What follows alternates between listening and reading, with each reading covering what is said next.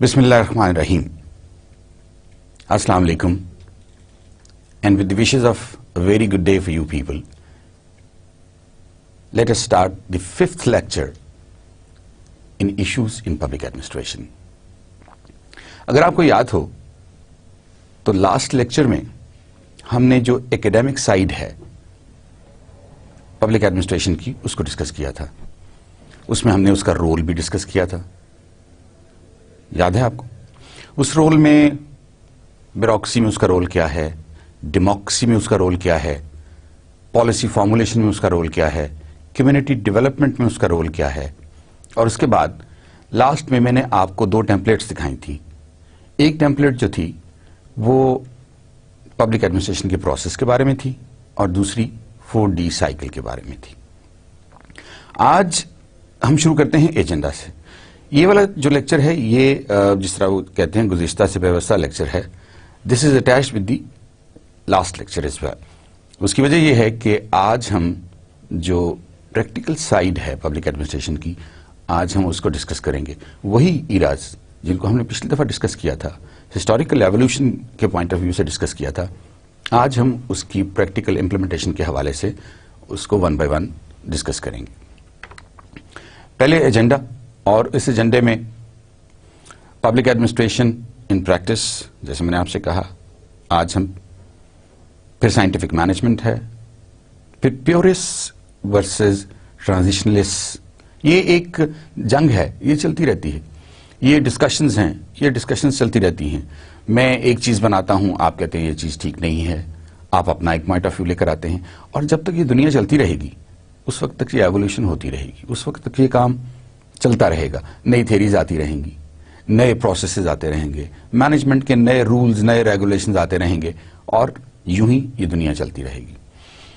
پھر ہم Frederick Taylor کو ڈسکس کریں گے، اور فریڈرک ٹیلر کو ڈسکس کرنے کی ریزن یہ ہے کہ اس کو ہم سائنٹیفک مینجمنٹ کا باوا سمجھتے ہیں، گرو سمجھتے ہیں. اس کے بعد 5 factors that limit full coordination. Gulick, ہم نے پچھلی دفعہ بھی گلک کو ڈسکس کیا تھا. آج ہم آلموسٹ انہی لوگوں کو ڈسکس کر رہے ہیں جن کو ہم نے پچھلے لیکچر میں ڈسکس کیا تھا. 7 ایڈمنسٹریٹو پروسیجرز. اس کے بعد جو 7 ایڈمنسٹریٹو پروسیجرز ہیں جس سے ہم پبلک ایڈمنسٹریشن کو بہتر کر سکتے ہیں اور جو اس وقت ایوالو کیے گئے، ظاہر ہے ان میں تبدیلی آ رہی ہے، جو ہم آگے آئیں گے وہ ساری تبدیلیاں ہم ڈسکس کرتے چلے جائیں گے. Scientific management's impact on organizations, اس کا امپیکٹ کیا ہوا، اور آپ کو پتا ہے لاسٹ میں ہم کوٹ آف دی ڈے کے ساتھ آج کے دن کا اختتام کریں گے. سب سے پہلے اس کی ڈیفینیشن میں آپ کو بتا دوں سائنٹیفک مینجمنٹ ہے کیا. The process of approaching various aspects of organizations in a scientific manner using scientific tools such as research, management and analysis. اب ریسرچ اینڈ انالیسز یہ دونوں جو ہیں یہ ایجوکیشن سے ریلیٹ کرتے ہیں. جب تک ہم ریسرچ نہیں کرتے اس وقت تک ہم نئے رولز، نئے ریگولیشنز، نئے پروسیسز نہیں لاتے.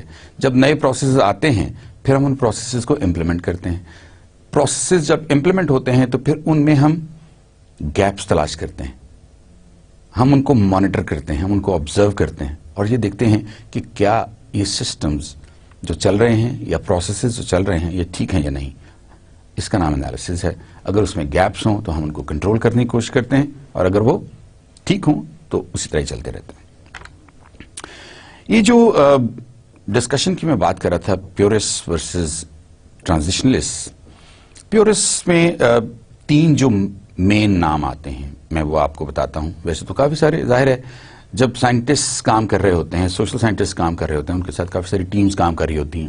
جب آپ میرے کسی پوائنٹ آف ویو سے ایگری کرتے ہیں تو آپ بھی میرے ساتھ مل کے وہ کام کرنا شروع کر دیتے ہیں. So there was a team of social scientist which were working with Frederick Taylor. But today we'll be discussing about Frederick Taylor, Gantt, and Gilbreths. یہ گلبریٹس جو تھے یہ میاں بیوی تھے دونوں, فرینک اینڈ للین, اور ان دونوں نے بھی سائنٹیفک مینجمنٹ کے لیے بہت سارا کام کیا. ٹائم اینڈ موشن اسٹڈیز کا جب ذکر آئے گا تو پھر ہم آپ کو بتائیں گے کہ ان کا کام کی نوعیت کتنی زبردست تھی. اس کے بعد دوسرا جو پہلو ہے یا دوسرا پوائنٹ آف ویو جو ہے وہ ٹرانزیشنلسٹ کا ہے. ابھی میں نے آپ کو یہ نہیں بتایا کہ پیورسٹ کون تھے اور ٹرانزیشنلسٹ کون تھے. پہلے صرف میں نام بتاؤں گا, اس کے بعد پھر آپ کے ساتھ میں ڈسکس کروں گا کہ پیورسٹ کون تھے اور ٹرانزیشنلسٹ کون تھے. اب ہم ٹرانزیشنلسٹ کی بات کرتے ہیں. لوتھر گولک, اس کے بعد میکس ویبر اور ہنری فوائل. یہ جو پیورسٹ موومنٹ تھی یا پیورزم والا ایک کام تھا یا ایک سلسلہ چل رہا تھا, اس کے مطابق ان کا خیال یہ تھا, یہ 1920 میں شروع ہوئی تھی یہ موومنٹ, فرانس میں یہ شروع ہوئی تھی اور یہ آرٹ سے ریلیٹ کرتی تھی. اور ان کا خیال کیا تھا یہ میں آپ کو بتاتا ہوں.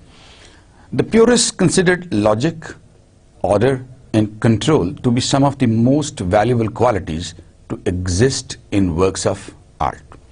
The emphasis in purism was most heavily placed in rationality, clarity and precision of execution. اس کا مطلب یہ ہے کہ بہت ہی سائنٹیفک طریقے سے آپ کو کام کرنا چاہیے. آپ ہر چیز کو میئر کر رہے ہیں, میئر کرنے کے بعد اس کے مطابق آپ فارمولاز بنا رہے ہیں اور ہر ایک کو آپ مجبور کر رہے ہیں کہ وہ اسی فارمولا کے مطابق کام کرے. Purist philosophy is characterized by an admiration for the beauty and purity of the form of the machine. یہ جو میکنسٹک وے ہوتا ہے نا, مشین کا جو طریقہ ہوتا ہے, جو ہم مشین کی طرح کام کر رہے ہوتے ہیں, یہاں پر بھی جو ان کا پوائنٹ آف ویو تھا اس کے مطابق یہ تھا کہ ہم لوگوں کو یہ بتا دیں کہ جی یہ ٹائم سپین ہے, اس ٹائم سپین میں ایک کام ہوتا ہے اور آپ نے یہ کام اسی ٹائم سپین میں کرنا ہے. آن دی ادر ہینڈ جو ٹرانزیشنلسٹ تھے انہوں نے جو کچھ کہا وہ اس سے تھوڑا سا مختلف تھا. Transitionalism focuses on the individual, society and the restriction of our experience to the natural world. یہاں پہ دیکھیے پیورٹی آف مشین ہے کہ جتنا مشین میں کام زبردست ہوگا, جتنی اس میں پرسین ہوگی اتنا کام بہتر ہوگا. جبکہ وہ یہ کہتے ہیں کہ انڈیویجولز, پھر اس کی کمیونٹی جو ہے یا اس کی سوسائٹی جو ہے, اور اس کا اپنا نیچرل ایکسپیرئنس جو ہے جو وہ لے کر ساتھ چلتا ہے, اور جو سکلز ہیں اس کی جو مختلف جگہوں پر وہ کام کر رہا ہوتا ہے اور اس سے وہ سکلز اٹین کرتا ہے, بیسیکلی وہ زیادہ میٹر کرتی ہیں, مشین اتنا میٹر نہیں کرتی. ہم اسی کو آگے بڑھاتے ہیں تھوڑا سا.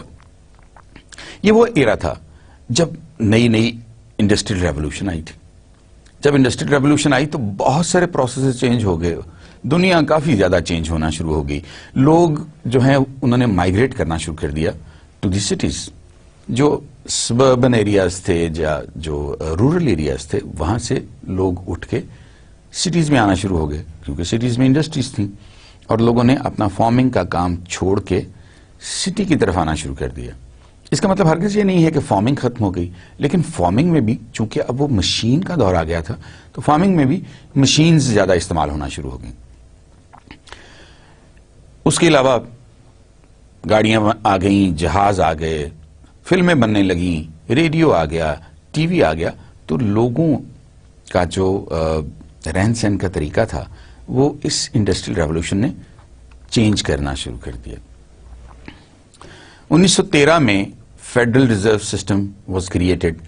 اب یہ چونکہ 1913 میں آپ کو پتا ہے پاکستان تو بنا نہیں تھا, سب کانٹیننٹ میں بھی انگریزوں کی حکومت تھی, اس لیے میں نے یہ جو ایگزامپلز لی ہیں یہ میں نے امریکن سسٹم سے لی ہیں یا امریکن انوائرمنٹ سے لی ہیں, صرف اس لیے تاکہ آپ کو اس کی ایک فیل دے سکوں.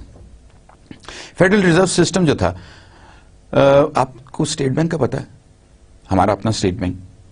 اسٹیٹ بینک جو ہے یہ جتنے بھی پاکستان میں بینکس ہیں, چاہے وہ گورنمنٹ کے انڈر ہیں چاہے وہ پرائیویٹ سیکٹر میں ہیں, ان سب کو ریگولیٹ کرتا ہے, ان سب کو اپنے رولز اپنے ریگولیشنز دیتا ہے, اپنی پالیسیز دیتا ہے جن پر ان سب کو عمل کرنا ہوتا ہے.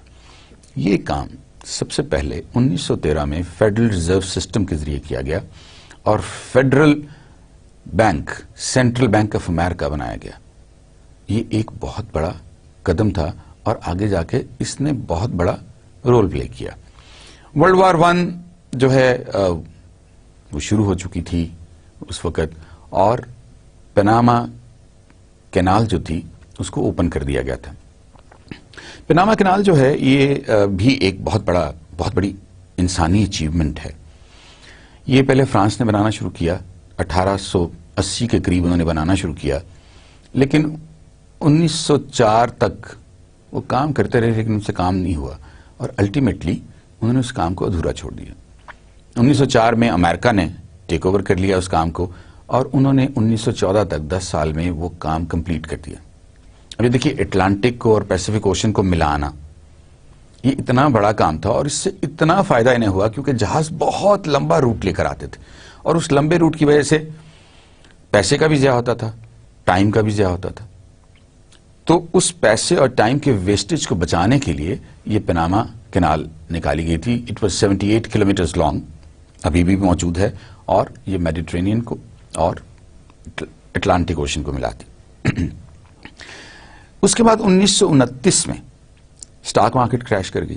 سٹاک مارکیٹ کریش کرنے کی جو سب سے بڑی وجہ تھی وہ ایک یہ تھی کہ لوگوں نے گاؤں سے شہر کی طرف آنا شروع کر دیا. جب وہ شہر میں آئے ویجز گورنمنٹ نے بڑھا دیے, تقریباً 40-45% ویجز بڑھ گئے یا ویجز بڑھ گئے, انہوں نے انڈسٹری میں کام کرنا شروع کر دیا.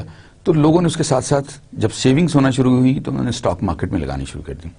سٹاک مارکیٹ اچانک بوم پہ آ گیا, لیکن چونکہ یہ ایک فالس بوم تھا, اچانک 1929 میں یہ کریش کر گیا. اب یہ جو تینوں واقعات میں نے آپ کو بتائے ہیں ان میں آپ پبلک ایڈمنسٹریشن کا رول دیکھیے. ایک وہ کام جو کسی ایک پرٹیکولر کنٹری سے نہیں ہوا, دوسری نے کر لیا, اس کی ٹیم نے وہ کر لیا. اس کا مطلب یہ ہے کہ ان کی پبلک ایڈمنسٹریشن جو تھی اسٹرانگ تھی. دوسرا اس میں جو میسج ہے کس کے لیے کیا گیا یہ کام؟ عوام کے لیے, تاکہ لوگوں کو جلدی جو چیزیں منگوائی جا رہی ہیں وہ جلدی مل جائیں اور جو اتنا پیسہ خرچ ہو رہا ہے گورنمنٹ کا وہ کم ہو جائے. اور جب ظاہر ہے ایک شپ آئے گا اور وہ کم پیسے, اس کی ٹرانسپورٹیشن پہ پیسے کم لگیں گے ایک پروڈکٹ کے اوپر, تو وہ پروڈکٹ بھی سستی ہو جائے گی. سو ایک یہ تو پبلک ایڈمنسٹریشن کا کام تھا. پھر فیڈرل ریزرو بینک جو بنایا گیا, جو سسٹم کریٹ کیا گیا, اس میں سارے بینکس کو ریگولیٹ کر دیا گیا. ورنہ بینک اپنے پیسے چارج کرتے تھے, ہر طرح سے وہ اپنی منمانی کرتے تھے. یہاں پر ان کو باؤنڈ کر دیا گیا کہ جس طرح سینٹرل بینک آف امریکہ کہے گا ان کو سارا کام اسی طرح کرنا پڑے گا. سٹاک مارکیٹ کا کریش بھی بیسیکلی وہ پبلک ایڈمنسٹریشن کا ایک فیلئر کہہ لیں. دو اگر پازیٹو چیزیں تھیں تو ایک فیلئر کہ انہوں نے اس چیز کو انویسیج نہیں کیا. If they had envisaged that what is going to happen, they probably would have been able to control it. Okay, let's talk about sometimes back from the scientific management. Owners, managers, sales and front office personnel had little direct contact with production activity. اب اس کا فرق کیا پڑتا تھا؟ Production activity ایک جگہ ہو رہی ہے, مجھے کیا فرق پڑتا ہے؟ میں اگر ایک جگہ پر بیٹھا ہوں اور میرے پاس وہ پروڈکٹ آ گئی ہے, میں نے اس کو بیچنا شروع کر دیا اور مجھے اس کا کوئی نالج ہی نہیں ہے. جب مجھے اس کا نالج نہیں ہوگا تو میں کسٹمر کو صحیح طریقے سے یہ نہیں بتا سکوں گا اس کی خوبیاں کیا ہے, اس کا آپ کو فائدہ کیا ہے, اور اگر یہ خراب ہو جاتی ہے تو میں اس کو ٹھیک کیسے کروں گا. اور یہ جو اتنے پیسے آپ اس میں انویسٹ کر رہے ہیں وہ واقعی دیٹ از یور منیز ورتھ. دوسرا اسپیکٹ اس کا یہ تھا کہ ایک سپرنٹینڈنٹ جو تھا اس کو ریسپانسبل بنا دیا جاتا تھا پلاننگ کا بھی اور سٹاف فنکشنز کا بھی. اب وہ پالیسیز فارمولیٹ بھی کر رہا ہے اور اس کے ساتھ ساتھ وہ امپلیمنٹ بھی کر رہا ہے. تو یہ بعض اوقات ان کے لیے بہت مشکل ہو جاتا تھا کہ وہ یہ کام اکٹھے کریں. اور ظاہر ہے کہ اس میں پھر ایکسپرٹیز, آپ کی اسکل کسی ایک جگہ ہو سکتی ہے نا, ساری جگہ پر تو نہیں ہو سکتی. اور چونکہ آپ کی ایکسپرٹیز جو ہیں وہ نہیں ہوتی تھیں اس لیے کام ٹھیک طریقے سے نہیں ہوتا تھا. یہ میں آپ کو سائنٹیفک مینجمنٹ سے پہلے کی باتیں بتا رہا ہوں. اسی پر آ کے جب فریڈرک ٹیلر نے آ کے اپنی تھیری دی تو اس تھیری کو فوری طور پر اڈاپٹ کر لیا گیا کیونکہ واقعی اس میں سے بہت ساری چیزیں بہت اچھی تھیں. Work methods were determined by individual mechanics based on personal experiences, preferences and what tools were available for the job of rule of thumb. اب امیجن کریں نا کہ جب ایک بندہ اپنی مرضی سے جس طرح وہ چاہ رہا ہے اور جس طرح وہ سمجھ رہا ہے کہ یہ کام ٹھیک ہو رہا ہے وہ اس طرح کام کرے گا. اور جب وہ اس طرح کام کرے گا تو اس کا مطلب یہ ہے کہ وہ سیٹ پیٹرن یوز نہیں کر رہا، سیٹ پیٹرن یوز نہیں کر رہا، چیزیں جو ہیں وہ ریٹن ڈاؤن نہیں ہیں، اور اس کے ساتھ ساتھ وہ اپنی مرضی سے رولز کریٹ کر رہا ہے. یہاں آ گیا فریڈرک ٹیلر. فریڈرک ٹیلر نے یہ ایک سٹیل مل میں کام کرتا تھا، سٹیل انڈسٹری میں کام کرتا تھا. مارویل کے نام سے ایک سٹیل کمپنی تھی جس میں وہ کام کرتا تھا. اس نے ایسے ٹولز ڈیزائن کرنے شروع کر دیے اور ایسے پروسیسز ڈیزائن کرنے شروع کر دیے جس سے کہ وہ مختلف میتھڈز کو ہینڈل کرنے کا کام لے سکے. Designed stopwatch task timing. اس نے کیا کیا، اس نے ایک ٹاسک کا آپٹیمل ٹائم جس میں کہ وہ ہو سکتا تھا، اس نے اس کو گیج کر لیا. اس نے دیکھا کہ کتنا ٹائم لگتا ہے اور لوگ کتنے وقت میں یہ کام کر رہے ہیں. سپوز ایک کام جو ہے وہ آپ 5 منٹ میں کرتے ہیں اور آپ کے ساتھ جو دوسرا ورکر ہے وہ وہی کام 10 منٹ لگا دیتا ہے، تو اس کا مطلب ہے دیر از سم ڈیفیشنسی، یہ کام 5 منٹ میں ہونا چاہیے تھا. اور جب آپ کسی کو یہ ٹاسک دے دیتے ہیں کہ جناب آپ کے پاس 2 دن ہیں، آپ نے 2 دن میں یہ کام کرنا ہے، تو پھر آپ 2 دن میں کام کر لیتے ہیں نا. لیکن جب آپ کو وہ کام دے دی جائے اور کہا آپ نے کام کرنا ہے، تو ہو سکتا ہے میرے جیسا بندہ 20 دن لگا دے. He created piece rate payment scheme. اس نے کہا کہ لوگوں کو کنونس کرنے کے لیے اور لوگوں کو موٹیویٹ کرنے کے لیے ہم ایک ایسی اسکیم بنا دیتے ہیں جس میں کہ وہ جتنے پیسز بنائیں گے ان کو ان کے حساب سے پیمنٹ کر دی جائے گی. اس طرح ان کو بھی نقصان نہیں ہوگا اور آرگنائزیشن کو بھی نقصان نہیں ہوگا. بجائے اس کے کہ وہ آئیں صبح سے لے کے شام تک کبھی چائے پی رہے ہیں، کبھی اخبار پی رہے ہیں، کبھی دوستوں سے گپ شپ لگا رہے ہیں، جب دل کیا کام کر لیا. اس کی بجائے ان سے کہا جائے کہ آپ نے ایک اسپیسیفائڈ پروڈکشن دینی ہے per day, and if you exceed that specified production you will be paid more. Simple as that. Developed industrial departments. اس کے علاوہ اس نے انڈسٹریل ڈپارٹمنٹس جو ہیں ان کو ڈیولپ کیا. اس کا خیال یہ تھا، جو کہ بالکل ٹھیک تھا، کہ ہر کام ایک ہی جگہ پر نہیں ہو سکتا. اگر ٹول روم ہے تو اس کا کام ڈفرینٹ ہے، اگر پروڈکشن ہو رہی ہے تو اس پروڈکشن میں بھی بہت سارے پروسیس ہیں اور ہر پروسیس کو علیحدہ علیحدہ ہونا چاہیے. Time studies and the piece rate system. Studied most efficient workers. اس نے پڑھنا، ان کو اسٹڈی کیا جو ایفیشینٹ ورکرز تھے. یہ وہی چیز ہے جس سے پہلے میں آپ کو بتا چکا ہوں. Use stopwatch timing to measure each production step. اس کے علاوہ اس نے کیا کیا، نیکسٹ اسٹیپ اس کا یہ تھا کہ ایلیمینیٹڈ اینی اننیسیسری موومنٹس. اب اگر بیچ میں ایک بندہ جو ہے وہ سگریٹ پینا شروع ہو گیا ہے یا اپنے دوست کے ساتھ گپ شپ لگانا شروع ہو گیا ہے تو وہ ٹائم تو اس میں شامل نہیں ہونا چاہیے. جو ایکچوئل ٹائم تھا وہ اس نے اس کو ڈٹرمن کیا. Designed standardized instruction cards for employees. اس نے تمام جتنے بھی امپلائیز تھے اس آرگنائزیشن میں ان کو اسٹینڈرڈائز کارڈز بنا کے دے دیا آپریشن کے. جناب پہلا پروسیس یہ ہوگا، اس پروسیس کا دوسرا سٹیپ یہ ہوگا، تیسرا یہ ہوگا، چوتھا یہ ہوگا. پہلا سٹیپ اتنی دیر میں ہوگا، دوسرا سٹیپ اتنی دیر میں ہوگا، تیسرا اتنی دیر میں ہوگا اور چوتھا اتنی دیر میں ہوگا. یہ اس کو اور پریسائز کیا. آگے ہم گینٹ کا نام جو لے رہے ہیں گینٹ نے، اور ابھی تھوڑی دیر بعد گینٹ کا ذکر بھی آئے گا کہ اس نے اس کو آپٹیمائز کیسے کیا. وہ کیا گینٹ چارٹ جو ہے اس نے بنایا جس سے چیزوں کو اس نے اور آپٹیمائز کر دیا. Employees were paid for meeting the established rate of production and they were paid more when they exceeded the rate of production. Henry Gantt. He worked with Taylor at Midvale Steel Company, جس کا میں نے ابھی تھوڑی دیر پہلے آپ سے ذکر کیا تھا. He specialized in incentive wage plans. اس کا جو سب سے بڑا فوٹے تھا وہ یہی تھا کہ اس نے ایسے پلانس تیار کیے جس میں جو ورکرز ہیں ان کو آٹومیٹکلی انسینٹیوز مل سکیں. ایک ورکر جو آگے دن میں 50 پیسز بنا کے چلا جاتا ہے اس کو بھی اتنے ہی پیسے مل گئے، اور جس نے 150 پیسز بنائے اس کو بھی اتنے ہی پیسے مل گئے. تو جو 150 بنانے والا ہے وہ سوچے گا یار مجھے 150 پیسز بنانے کی کیا ضرورت ہے. تو اس نے اس کو آپٹیمائز کر دیا کہ اگر وہ 150 بنا کے جائے گا تو اس کو 150 کے پیسے ملیں گے، اور اگر ایک بندہ 50 بنا کے چلا جاتا ہے تو اس کو 50 کے پیسے ملیں گے. ہو سکتا ہے وہ بیمار ہو گیا ہو اور زیادہ کام نہ کر سکتا ہو، تو اگر بیمار ہو گیا اور وہ جانا چاہتا ہے گھر تو ٹھیک ہے، 50 پیسز اس نے بنا دیے، اس کو 50 کے پیسے دے دیے. He introduced a differential piece rate system, task work with a bonus. جتنا آپ کام زیادہ کرتے چلے جائیں گے اتنا آپ کو زیادہ پیمنٹ ہوگی اور اس کے ساتھ ساتھ کچھ بونس بھی دیا جائے گا. آپ نے اگر 100 پیسز کے بجائے 150 پیسز بنائے ہیں تو آپ کو نہ صرف یہ کہ ان 50 پیسز کی پیمنٹ زیادہ کی جائے گی بلکہ اس کے ساتھ ساتھ تھوڑا سا بونس بھی دیا جائے گا. اور اس کے ساتھ ساتھ اس نے یہ کیا کہ ان کے جو فورمین تھے, جو ان کے سپروائزر تھے, جو ان کے اوپر کام کرتے تھے, ان کو بھی ساتھ وہ انسینٹیو کہ تمہارے جتنے زیادہ ورکرز زیادہ کام کریں گے اور جتنے زیادہ ورکرز کو ہم بونس دیں گے اسی حساب سے ہم تمہیں بھی بونس دیں گے. گینٹ نے ایک چارٹ ڈیوائز کیا. اس نے چیزوں کو, اس نے جتنے بھی پروسیسز تھے ان کو سٹریم لائن کر دیا. اس نے کہا کہ اگر ایک پروجیکٹ ہے اور وہ پروجیکٹ جنوری سے لے کے جولائی تک پورا ہونا ہے, یا سپوز یہاں پر جس طرح دیا گیا ہے کہ 2 پروجیکٹس ہیں اور دونوں پروجیکٹس جو ہیں وہ آپ نے جنوری سے لے کے جولائی تک ختم کرنے ہیں. ان میں سے ایک پروجیکٹ جو ہے وہ آپ نے جنوری میں شروع کرنا ہے اور آپ نے مئی میں ختم کرنا ہے, جبکہ دوسرا جو ہے وہ مارچ میں شروع ہوگا اور جولائی میں اینڈ ہوگا. تو اس پہ اس نے یہ چارٹ بنائے کہ ہر کام کو اس نے آپٹیمائز کر دیا کہ اس کے اندر جو ٹاسکس ہیں ایک پروجیکٹ کے اندر, ٹاسک 1, ٹاسک 2, 3, 4, 5, 6, 7, 8 جتنے بھی ٹاسکس ہیں, وہ ٹاسک کی ٹائمنگ کیا ہے.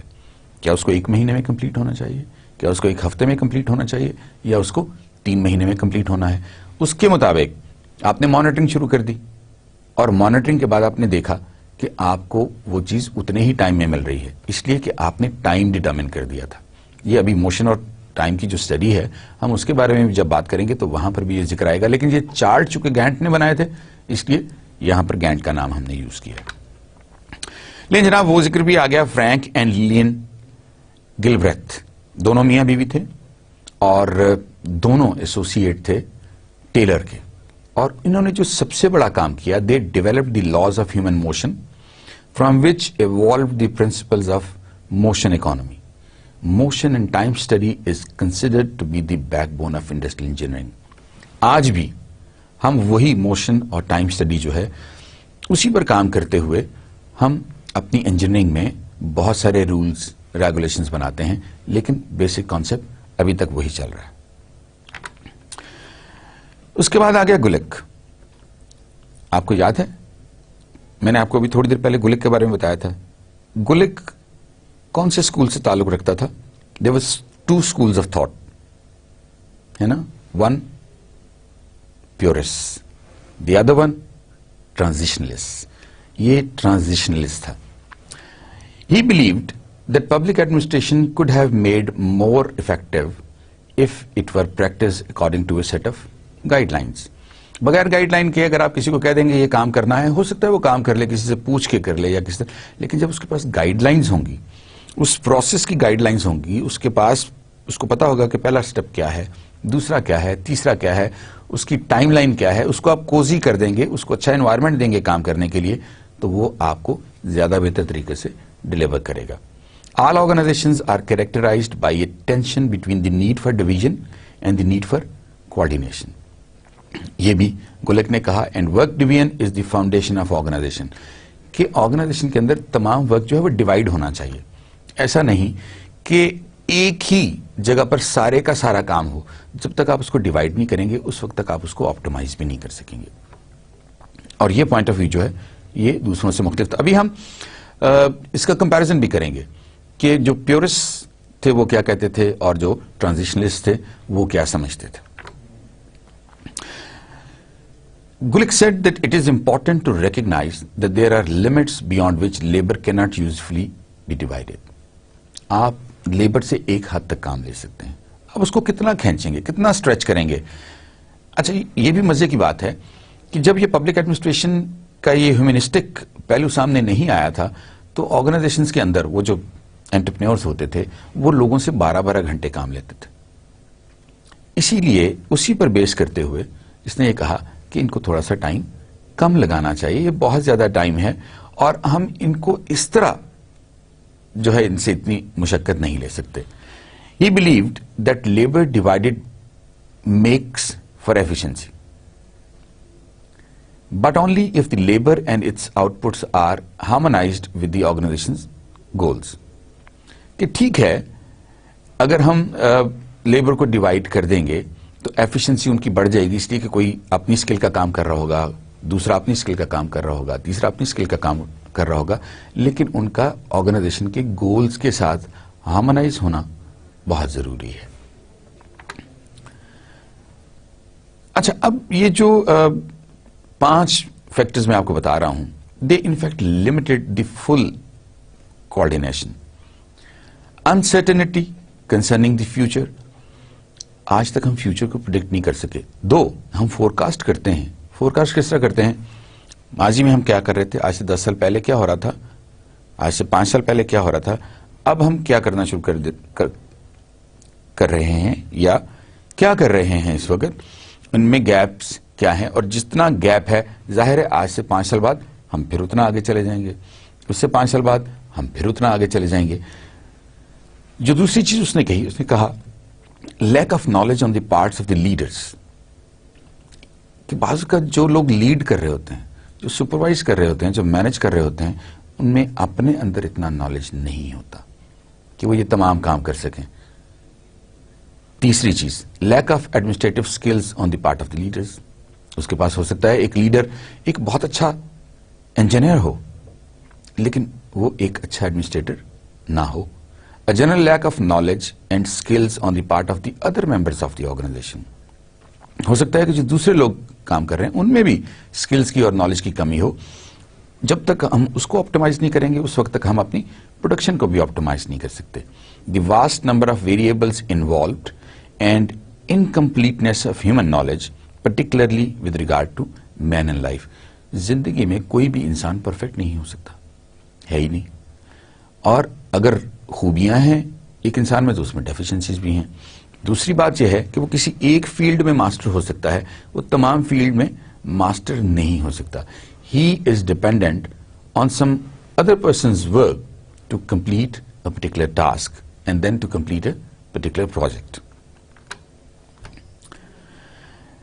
گلک نے جو 7 پروسیجرز دیے, آپ کو یاد ہوگا میں نے آپ کو کل پوسٹ کاب کے نام سے وہ بتائے تھے. POSDCORB. P for planning, O for organizing, S for staffing, D for directing. C اور O میں نے آپ سے کہا تھا, C اور O they are for coordinating, R for reporting and B for budgeting. اس نے کہا اگر ہم یہ سارے کام کر لیں, ہم پراپرلی پلان کریں, جب ہم پلان کر لیں پھر ہم ان کو پراپرلی آرگنائز کریں ریسورسز کو, تاکہ وہ جو پلان بنایا گیا ہے اس پلان کو پراپرلی امپلیمنٹ کیا جا سکے. اس کو امپلیمنٹ کرنے کے لیے ظاہر ہے جب آپ آرگنائز کر رہے ہوں گے ریسورسز کو تو اس میں اسٹافنگ آٹومیٹکلی آ جائے گی. آپ اسٹاف بھی لے رہے ہوں گے, ایسے لوگ لے رہے ہوں گے جو کہ اسکلڈ ہوں اس پرٹیکولر آسپیکٹ میں. جب آپ اسٹاف بھی لے لیں گے, باقی ریسورسز بھی آپ نے سارے کے سارے کمولیٹ کر لیے, اب آپ نے ان کو ڈائریکٹ کرنا ہے. یہ کام کیسے شروع ہوگا اور آپ لوگوں میں سے ہر ایک کا رول کیا ہے اور ہر ایک کی رسپانسبلٹیز کیا ہیں. پھر آپ نے ان سب کا کام کوآرڈینیٹ کرنا ہے. ایک آرگنائزیشن میں آپ کو پتہ نہیں کتنے زیادہ ڈپارٹمنٹس ہوتے ہیں. ایک سپوز پروڈکشن آرگنائزیشن ہے, اس پروڈکشن آرگنائزیشن میں مینٹیننس سیکشن بھی ہوگا, اس میں پروڈکشن سیکشن بھی ہوگا, مارکیٹنگ سیکشن بھی ہوگا, HR سیکشن بھی ہوگا, فائنینس سیکشن بھی ہوگا, R&D سیکشن بھی ہوگا, اس کے علاوہ پروکیورمنٹ سیکشن بھی ہوگا, لاجسٹکس سیکشن بھی ہوگا. There are so many. اس کے علاوہ کوالٹی ایشورنس کا ڈپارٹمنٹ بھی ہوگا. اتنے سارے ڈپارٹمنٹ کی جب تک ایفرٹس کو کوآرڈینیٹ نہیں کیا جائے گا اس وقت تک ہم اس سے آپٹیملی کوئی اچھا نتیجہ اخذ نہیں کر سکتے. پھر reporting, whatever has been done has to be reported, has to be written down. once you keep on reporting, once you keep on writing everything, ultimately you are in fact jotting down the procedures for the next people to come. ہم تو چلے جائیں گے, کچھ عرصے کے لیے آئے ہیں, کام کر رہے ہیں. اگر ہم اس کام کو جو ہم کر رہے ہیں ہم اس کو ڈائری نہیں کریں گے, ہم اس کو رپورٹ نہیں کریں گے, ہم اس کو رائٹ نہیں کریں گے, تو باقی لوگ جو بعد میں آئیں گے ان کے لیے ڈائریکشن لینا مشکل ہو جائے گی. And then budgeting, very very important aspect. ہم جو بھی کام کر رہے ہیں اس کی پراپر بجٹنگ ہونی چاہیے. پروڈکشن کے لیے ہمیں کتنے پیسے چاہیے, مارکیٹنگ کے لیے ہمیں کتنے پیسے چاہیے, مینٹیننس کے لیے ہمیں کتنے پیسے چاہیے, کوالٹی ایشورنس کے لیے کتنے پیسے چاہیے, ریسرچ اینڈ ڈیولپمنٹ کے لیے کتنے پیسے چاہیے, کتنے عرصے تک کوئی ایک پروڈکٹ پر ہم ریسرچ اینڈ ڈیولپمنٹ کریں گے اور اس کے بعد جا کے اس کا نتیجہ نکلے گا, تو اس کا بجٹ بھی بنانا ہے. تو یہ ساری بجٹنگ جو ہے That is very, very important for an organization. Gulick defined leadership as the most difficult task of the chief executive. And he said, his most difficult task is not to command, is to lead, which is the development of the desire and will to work together for a purpose in the minds of those who are associated in any activity. نہ صرف یہ کہ اس کو اپنے جو سکل ہے، اپنا جو کام ہے اس پہ مکمل عبور ہو، اس کے ساتھ ساتھ وہ ایک اچھا لیڈر بھی ہو، وہ لوگوں کو آرگنائز کرنا جانتا ہو، انہیں موٹیویٹ کرنا جانتا ہو، انہیں ڈائریکٹ کرنا جانتا ہو، تاکہ آرگنائزیشن میں کام ٹھیک طریقے سے چل سکے. اب ہم ان دونوں کو ڈسکس کرتے ہیں اور پہلے دیکھتے ہیں کہ ان کے کنٹراسٹ کیا کیا تھے.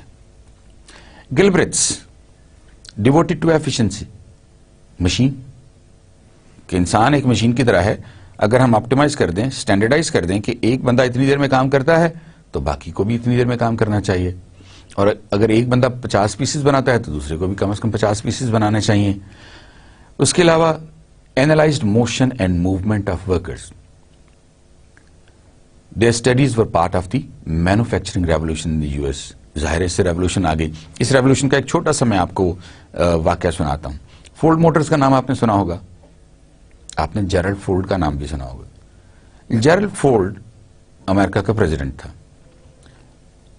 ہز فادر ہینری فورڈ آن دس فورڈ موٹرز، اور یہ فورڈ موٹرز میں اس نے سب سے پہلے کنویئر بیلٹ سسٹم لگا دیا.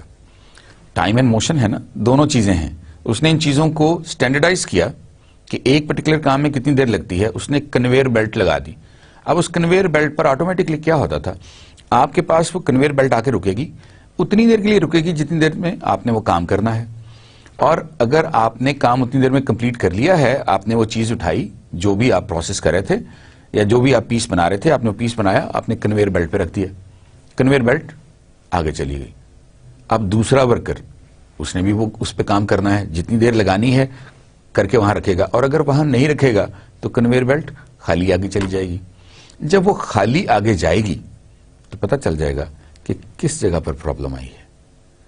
اس سے ایک ریولوشن آنا شروع ہوئی. تو یہ ایک سیگمنٹ میں آپ کو بتا رہا تھا، ایک ایلیمنٹ میں آپ کو بتا رہا تھا کہ اس سے کتنی زیادہ ریولوشن آئی. On the other hand Gulick کیا کہتا ہے؟ Applied scientific method to management, کہ ٹھیک ہے اپلائی کرنا چاہیے سائنٹیفک میتھڈ کو مینجمنٹ پہ، مگر طریقے اس کے کیا ہونے چاہیے؟ Division of labour and integrated organization. Organization آپس میں انٹیگریٹ ہونی چاہیے، اس کے تمام فنکشنز جو ہیں وہ انٹیگریٹڈ ہونے چاہیے، but there should be a division of labour. Applied scientific approach to personnel management, there should be a scientific approach to personnel management which is defined as work in terms of positions needed to carry out a process rather than the people doing the work. کہ ہم process کو دیکھیں، اس process کو complete کرنے کے لیے کتنے لوگ چاہیے، پھر اس کے بعد لوگوں کو دیکھیں، بجائے اس کے کہ ہم پہلے سٹینڈرڈائز کر دیں ٹائم اور پھر لوگوں کو کہیں کہ اس کے مطابق کام کرو. نیکسٹ آ گیا میکس ویبر. ویبر کا جو ماڈل ہے اس کو ہم کہتے ہیں model of bureaucracy. Division of labour and specialization, that was his first point. Then he said impersonal orientation, hierarchy of authority, rules and regulations, and career orientation. Weber نے جو point of view دیا اس کے مطابق labour جو ہے وہ specialisation کے مطابق اس کی ڈویژن ہونی چاہیے. ایک بندہ جو فائننس میں اچھا ہے اس کو فائننس میں کام کرنا چاہیے، بجائے اس کے کہ وہ ایک مکینک کا کام بھی کر رہا ہو اور اس کے ساتھ ساتھ فائننس میں بھی کام کر رہا ہو، اور بعد میں اسے کہا جائے جا کے چیز بیچ کے بھی آؤ. تو اس کے بس کی یہ بات نہیں ہے. ہمیں اس کو ڈیوائڈ کر لینا چاہیے. امپرسنل اورینٹیشن ہونی چاہیے، وہاں پر کوئی نیپوٹزم نہیں ہونا چاہیے، فیورٹزم نہیں ہونا چاہیے، ہائرارکی آف اتھارٹی ہونی چاہیے. نمبر 1 نمبر 2 ٹیئرز ہونے چاہیے، لیولز ہونے چاہیے. سب سے اوپر ایک بندہ ہے، پھر دوسرا ہے، پھر تیسرا ہے، تاکہ ہم بہتر طریقے سے کام کر سکیں. پھر اس نے کہا رولز اینڈ ریگولیشنز ہونے چاہیے. ہر کام کو کرنے کے رولز ہونے چاہیے، ہر کام کو کرنے کے ریگولیشنز ہونے چاہیے تاکہ اس کام کو بہتر طریقے سے کیا جائے. اینڈ کیریئر اورینٹیشن، ایک شخص جو آپ کے ساتھ کام کر رہا ہے جب اس کو کیریئر اورینٹیشن ہی نہیں ملے گی, جب اس کو یہ پتہ ہی نہیں ہوگا کہ وہ پروموٹ ہو بھی سکتا ہے یا نہیں, تو وہ ڈس اپوائنٹ ہو جائے گا, ڈی موٹیویٹ ہو جائے گا. ہو سکتا ہے وہ آپ کی نوکری چھوڑ کے کسی اور جگہ پر چلا جائے. پبلک ایڈمنسٹریشن میں بھی اسی طرح ہی ہے. سول سروسز کی بات پچھلی دفعہ بھی ہم نے کی تھی کہ سول سروسز میں اگر آپ کی کیریئر اورینٹیشن نہ ہو, اگر آپ کو یہ پتا نہ ہو کہ جب آپ سیکشن آفیسر کے طور پر جائیں گے تو کچھ عرصے بعد آپ ڈپٹی سیکرٹری بن جائیں گے, جب آپ ڈپٹی سیکرٹری بن جائیں گے تو اس کے بعد آپ کے چانسز ہیں کہ آپ جوائنٹ سیکرٹری بھی بن جائیں گے, جب آپ جوائنٹ سیکرٹری بن جائیں گے تو کچھ عرصے بعد آپ ایڈیشنل سیکرٹری بھی بن سکتے ہیں, اور اگر آپ ایڈیشنل سیکرٹری بن سکتے ہیں تو ہو سکتا ہے کچھ عرصے بعد آپ سیکرٹری بھی بن جائیں, آپ گریڈ 22 میں بھی پہنچ جائیں. تو یہ کیریئر اورینٹیشن ہے.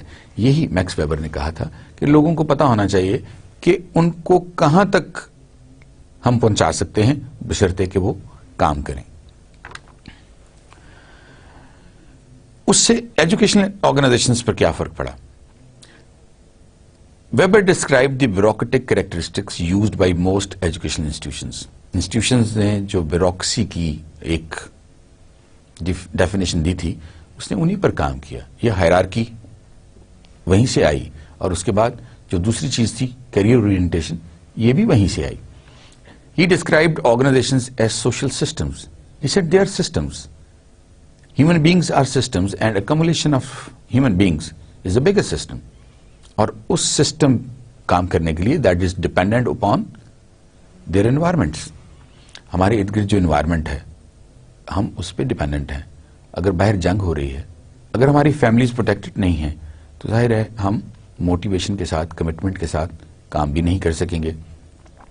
He provided a starting point for modified structures. یہاں پر جب اس نے لوگوں کے بارے میں بھی بات کرنی شروع کی, اس سے پہلے ہم مشینز کی زیادہ بات کرتے رہے, مشینز کے ہی کام آتے رہے, مشین کے ہی ارد گرد گھومتے رہے, لیکن یہاں سے ہیومنسٹک پہلو جو ہے وہ بھی پبلک ایڈمنسٹریشن میں آنا شروع ہو گیا.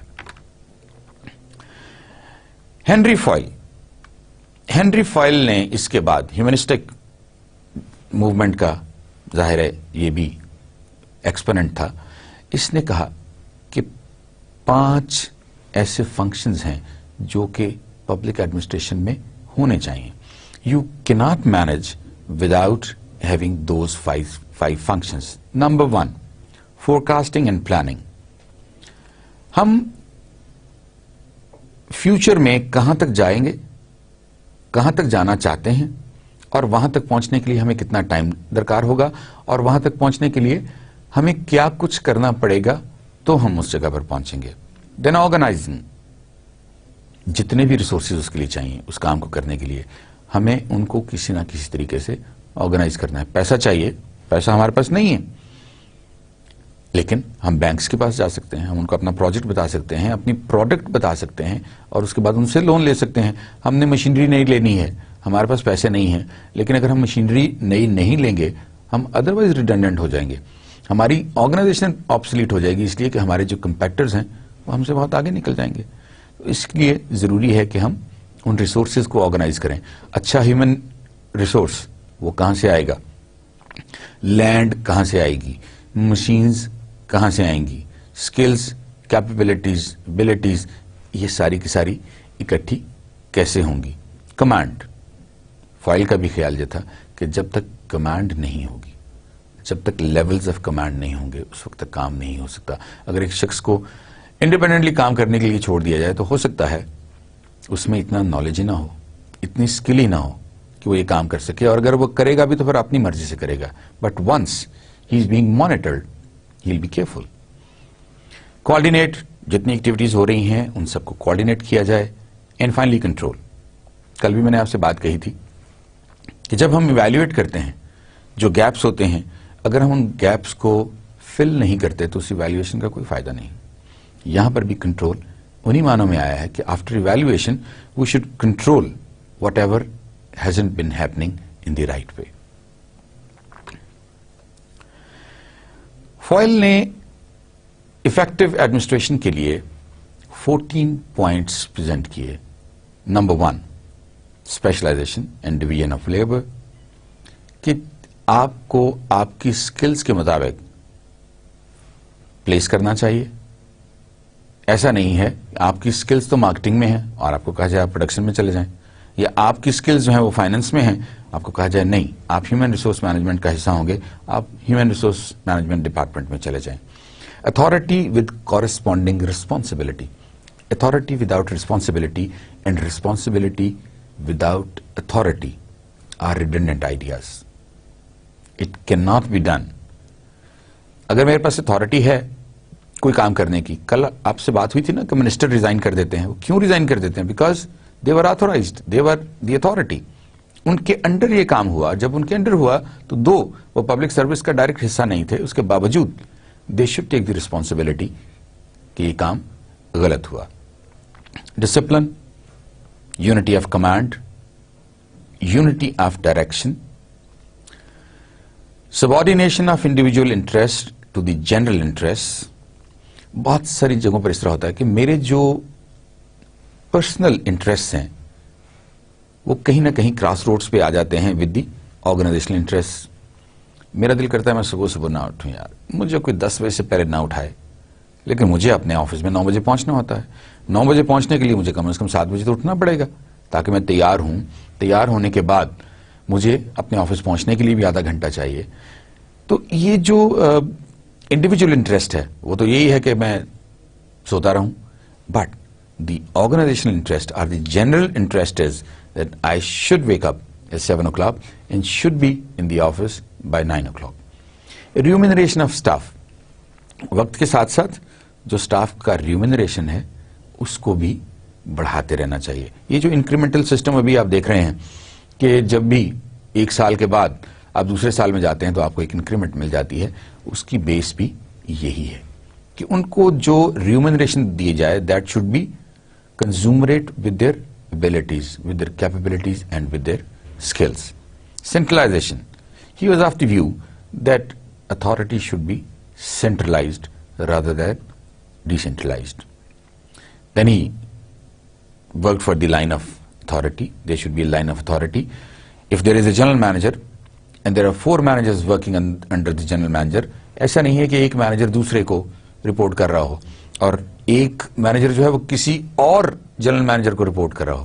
وہ چاروں کے چاروں مینیجر جو ایک جنرل مینیجر کے انڈر ہیں وہ اسی کو رپورٹ کریں گے، کسی اور کو رپورٹ نہیں کریں گے. اب یہ پبلک ایڈمنسٹریشن کے وہ پوائنٹس ہیں جن سے آج بھی ہم فائدہ اٹھا رہے ہیں. آرڈر، اکویٹی، تمام کام جو ہیں وہ اکویٹیبل بیسس پر ہونے چاہیے. اسٹیبلٹی آف ٹینیور، مجھے پتا ہو کہ جی ٹھیک ہے مجھے اگر لیا گیا ہے اور میں اگر ٹھیک کام کرتا رہوں گا تو مجھے اس آرگنائزیشن سے کک آؤٹ نہیں کیا جائے گا. انیشیٹو، میرے اندر جو انیشیٹو ہے اس کو بھی گیج کرنا چاہیے اور اس پر بھی مجھے کمپلیمنٹ کرنا چاہیے. اور ایسپری ڈی کارپس، ایسپری کہتے ہیں ولنگنیس آف مائنڈ کو. ایک بندہ جو ہے وہ بہت ہنس کے کام کرتا ہے، بہت اچھی طرح کام کرتا ہے اور ہر وقت وہ موٹیویٹڈ رہتا ہے، انرجیٹک رہتا ہے، تو ظاہر ہے وہ دوسرے بندے سے بہتر کام کرے گا. تو یہ جو ایسپری ہے یہ ایک بندے کے اندر اگر نہیں ہے تو بھی گیج کرنا چاہیے، جج کرنا چاہیے، اگر ہے تو اس کو اس کا کوئی نہ کوئی بینیفٹ دینا چاہیے. اب ویبر اور فوائل کو ہم تھوڑا سا کمپیئر کر لیتے ہیں اور ان کی سملیرٹیز دیکھ لیتے ہیں پہلے کہ سملیرٹیز کیا تھی. اس نے بھی کہا آئیڈیل ٹائپ ہونی چاہیے، ویبر نے کہا، اور فوائل نے بھی کہا کہ ون بیسٹ وے، ایک طریقہ ہونا چاہیے. ایسا نہیں ہمارے پاس کہ یہ بھی آپشن ہے، یہ بھی آپشن ہے، یہ بھی آپشن نہیں، ون بیسٹ وے. ہائرارکی، اس نے بھی کہا کہ اتھارٹی کی ہائرارکی ہونی چاہیے. اس نے بھی کہا ٹاپ ڈاؤن مینجمنٹ ہونی چاہیے. ایک ہی بات ہے، ہائرارکی، دونوں نے یہ کہا.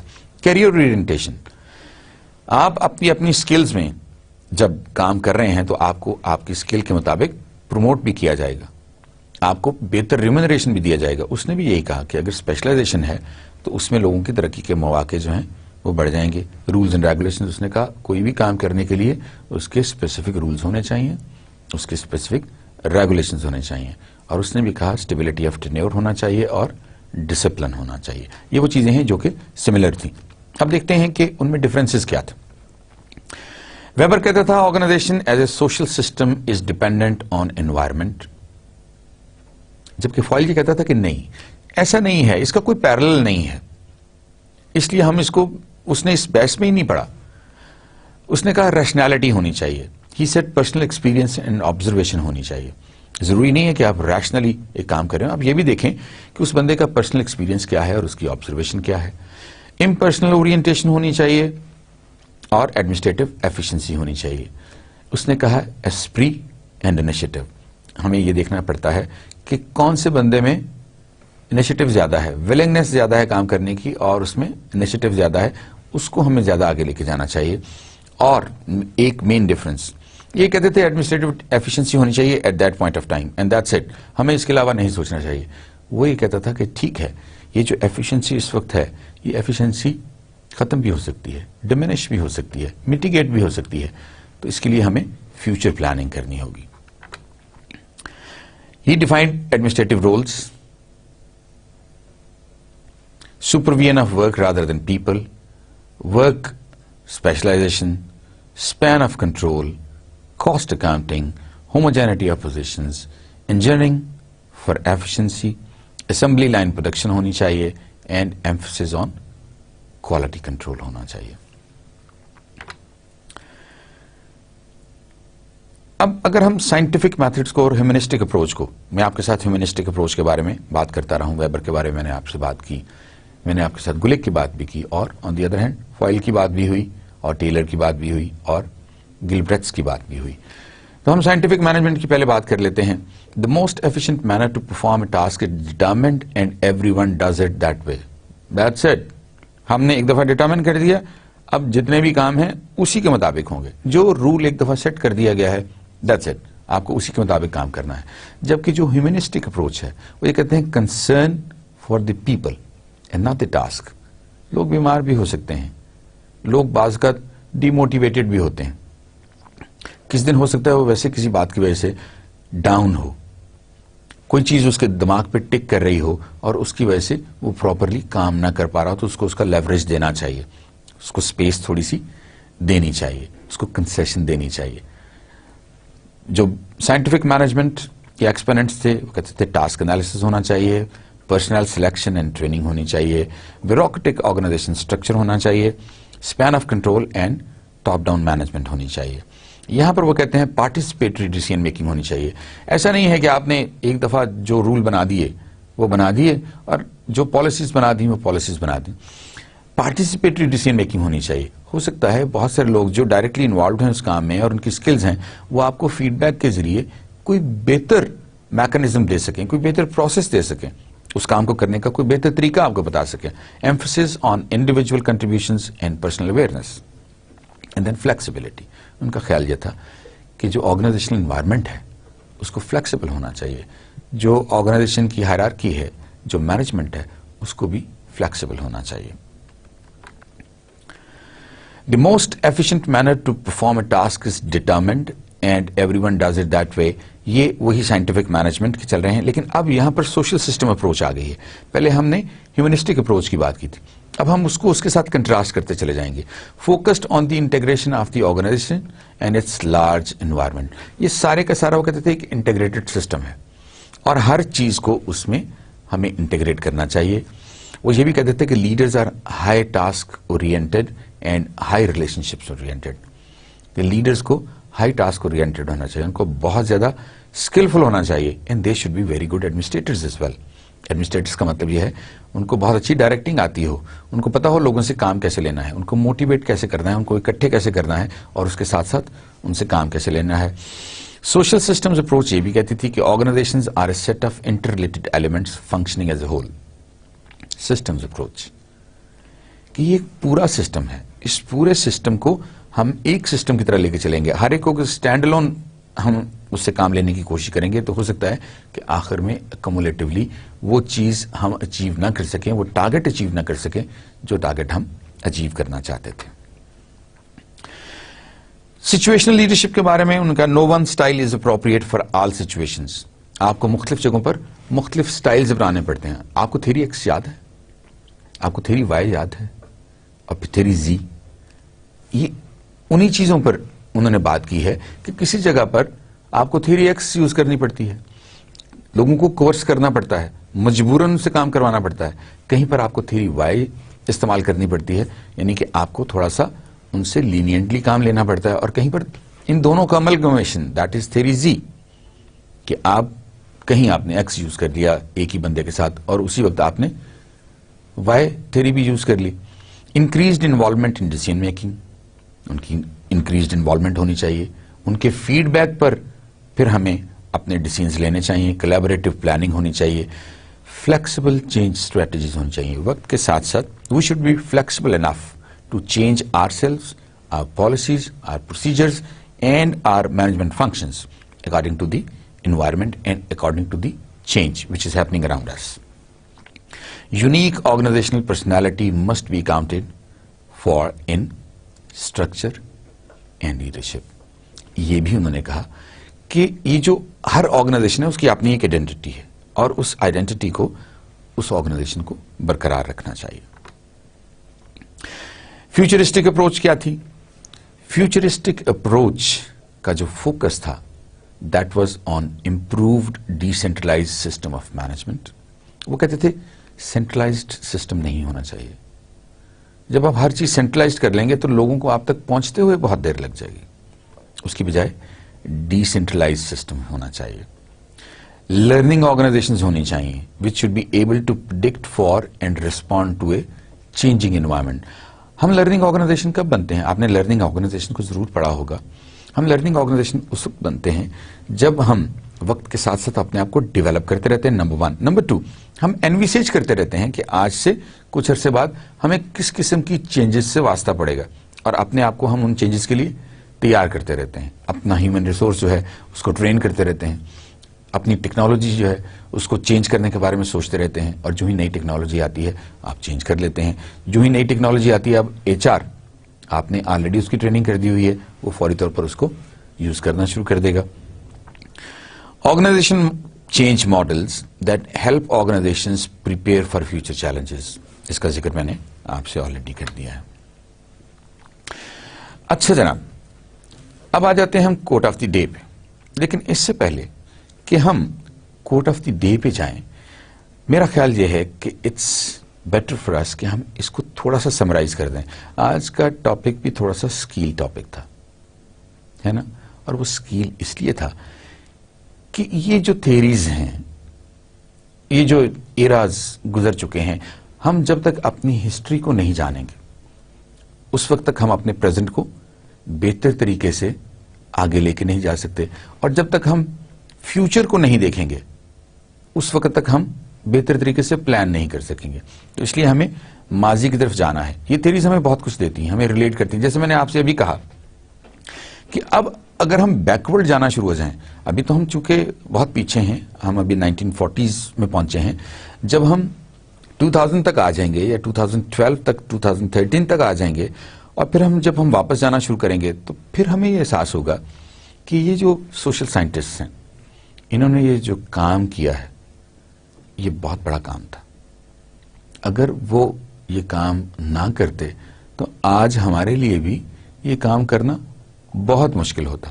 تو اس لیے ضروری ہے کہ ہم آج اس کو ایک دفعہ ریوائز ضرور کر لیں. تو میں آپ کے ساتھ مل کے اس کو ایک دفعہ ہم ریوائز کر لیتے ہیں اور پھر اس کے بعد ہم کوٹ آف دی ڈے پہ آئیں گے. Public administration in practice. آج ہم نے جو کچھ کیا وہ ہم نے پریکٹیکل آسپیکٹ کو دیکھا. سائنٹیفک مینجمنٹ کیا ہے؟ ہنری فوائل کون تھا؟ اس نے وہ کون سے 14 پوائنٹس دیے؟ گولک کون تھا؟ اس نے وہ کون سے 5 پوائنٹس دیے؟ اور فوائل کون تھا جس نے اپنے 5 پوائنٹس دیے؟ اور اس طرح باقی اگر ہم دیکھیں تو کیلبرس نے جو کام کیا، موشن اینڈ ٹائم اسٹڈی پہ جو کام کیا، لوگوں کی موومنٹ پہ کام کیا، ان کی موومنٹ کو اسٹینڈرڈائز کیا.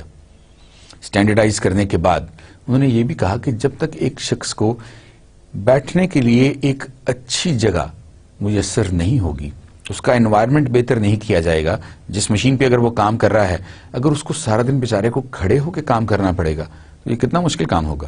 تو اس کے لیے ایک ایسا انوائرمنٹ کریٹ کر دیا جائے جہاں پر وہ آرام سے بیٹھ کے اس پہ کام کرتا رہے. اور یہی وجہ ہے کہ چیزیں آہستہ آہستہ چینج ہوتی رہیں. پھر یہ جو ہم نے ایڈمنسٹریٹو پروسیجرز کی بات کی، جب تک ہم ایڈمنسٹریٹو پروسیجرز جو ہیں ان کے بارے میں کلیئر نہیں ہوتے اور ان کو آگے لے کر نہیں چلتے اور ان کے مطابق کام نہیں کرتے، تب بھی چیزیں ٹھیک طرح سے کام نہیں کرتی. پیورس ٹھیک ہے, وہ آئے, انہوں نے کام کیا, ٹرانزیشنلسٹ آئے, انہوں نے اپنی تھیریز دی, ہیومنسٹک اپروچ انہوں نے اپنی تھیریز دی, سائنٹیفک اپروچ انہوں نے اپنی تھیریز دی. یہ ساری تھیریز جو ہیں یہ انہوں نے باقاعدہ اس پہ ریسرچ کیا, پھر وہ ساری تھیریز جو ہیں وہ امپلیمنٹ کی گئیں. جب وہ ساری کی ساری تھیریز امپلیمنٹ ہوئیں تو امپلیمنٹ ہونے کے بعد آہستہ آہستہ ہر جگہ پر گیپس تلاش کرنے شروع کر دیے گئے. جب وہ گیپس ہمیں پتہ چلے تو ہم نے ان گیپس کو میٹیگیٹ کرنے کی کوشش کی, ان کو کنٹرول کرنے کی کوشش کی. Life goes on and life goes on like that, کہ ہم میں سے بہت سارے لوگ چونکہ ان کی اپنی پرسیپشن ہوتی ہے, وہ اپنے طریقے سے سوچتے ہیں, دوسرے لوگ اپنے طریقے سے سوچ رہے ہوتے ہیں, اسی لیے ہمارا پوائنٹ آف ویو ڈفرینٹ ہوتا ہے, ان کا پوائنٹ آف ویو ڈفرینٹ ہوتا ہے. کچھ لوگ مشینز کی طرح سوچ رہے تھے کہ کام تو بس مشین کی طرح ہونا چاہیے. کچھ لوگوں نے سوچا نہیں, human beings are not machines, they are human beings. ان کو کھانسی بھی آ سکتی ہے, ان کو پیاس بھی لگ سکتی ہے, اور وہ بیمار بھی ہو سکتے ہیں.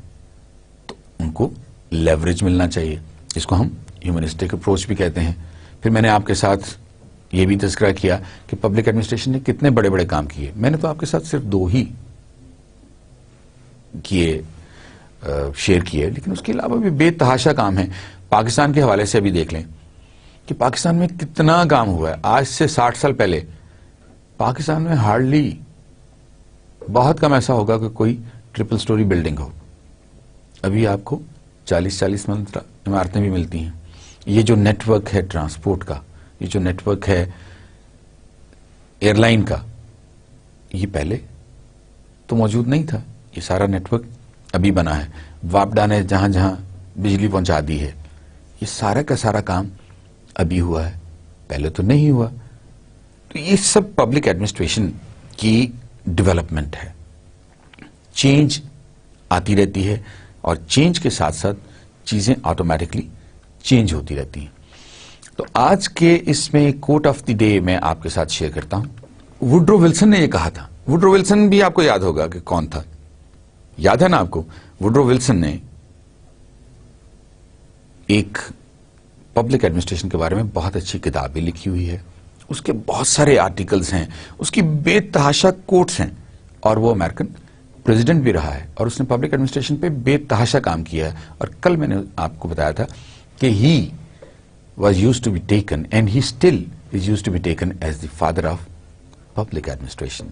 اور اس نے بہت ساری ڈیولپمنٹس, جب وہ پریزیڈنٹ بنا تو اس نے بہت سارے ریفارمز کیے, بہت ساری ڈیولپمنٹس کی, بہت ساری چینجز کی اس سسٹم میں. He said, the method of political science is the interpretation of life. Its instrument is insight. A nice understanding of subtle, unformulated conditions. Insight. یہ جو پولیٹیکل سائنس ہے, اس نے اس کے بارے میں بتایا کہ یہ پولیٹیکل سائنس ایک کچھ چھوٹا سبجیکٹ نہیں ہے. This is interpretation of life and this is the instrument of insight. ایک انسان جو ہے وہ آج سے 50 سال بعد کا اسی وقت سوچ سکتا ہے. ہم آج بھی اگر پرانے لوگوں کی کتابیں پڑھیں یا انہوں نے جو تھیریز دی ہیں ان کو دیکھیں تو ہمیں احساس ہوتا ہے کہ یار کتنی پرانی بات ہے, لیکن وہ چیز آج بھی سچ ہے, آج بھی اسی طرح ہی چل رہی ہے. اور اس کی وجہ کیا ہے؟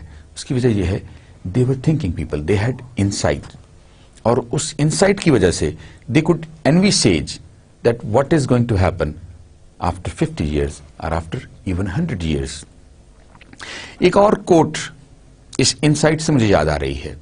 کنفیوشس ایک چائنیز فلاسفر تھا. اس نے ایک دفعہ کہا تھا if your plans are for 1 year, plant rice. If your plans are for 10 years, plant trees. And if your plans are for 100 years, educate your generations. کتنی بڑی بات ہے کہ اگر تو آپ کا پلان صرف 1 سال کا ہے تو ٹھیک ہے, آپ چاول بولیں, 1 سال بعد چاول پک جائیں گے, آپ ان کو کاٹیں گے, چاول کھائیں گے, and that's it. اگر آپ کے پلان 10 سال کے لیے ہے تو ٹھیک ہے, آج آپ درخت لگا دیں, 10 سال بعد وہ بڑا ہو جائے گا, آپ اس درخت کو کاٹیں گے, کاٹ کے آپ اس کو بیچیں گے, بیچ کے آپ اس سے پیسے کما لیں گے.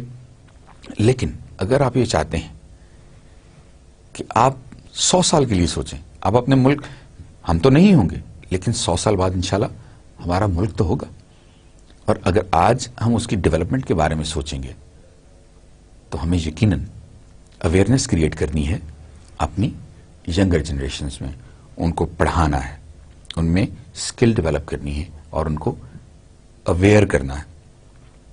آپ کو ہم اویئر کر رہے ہیں اور ہم یہ چاہیں گے کہ آپ اپنے سے جو چھوٹے ہیں، آپ کے بہن بھائی ہیں، آپ کے دوست ہیں جو آپ سے چھوٹے ہیں، ان سب میں یہ اویئرنیس کریٹ کیجیے تاکہ یہ ملک پہلے سے بہتر ہو جب ہم اس دنیا کو چھوڑ کے جائیں۔